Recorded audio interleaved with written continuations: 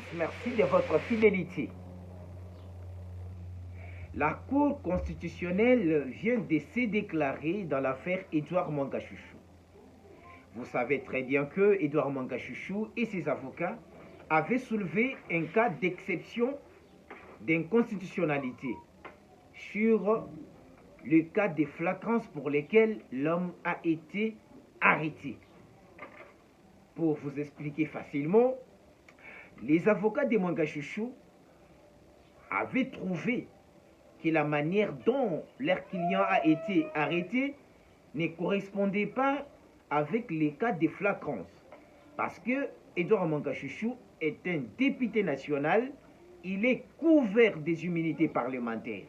On ne peut pas l'arrêter comme ça, mais on ne peut l'arrêter au cas de flagrance. Et la haute cour militaire avait suspendu l'examen de ce dossier pour saisir la Cour constitutionnelle pour que cette dernière se prononce si les cas de flagrance pour lesquels Mangachouchou était arrêté correspondaient avec les lois de la République ou non.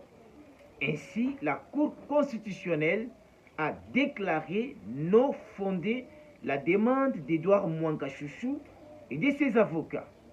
Ainsi donc, comme conséquence, la haute cour militaire va continuer son travail, celui de juger l'élu de Massissi.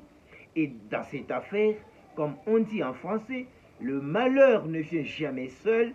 Encore une personne se pointe pour charger Edouard Mangachouchou. Il s'agit d'un député, ancien député national et ancien maire de Boutembo, à la personne de Iber Kakoul. Iber Kakoul a écrit depuis le 12 de ce mois d'avril à la haute cour militaire, notamment au président de la haute cour militaire, qu'il avait des éléments à charger, des éléments qui allaient aider ou bien qui allaient aider dans la décision ou dans l'examen pour lesquels Edouard Mangachouchou est commis. Ainsi, cet homme a des révélations extraordinaires.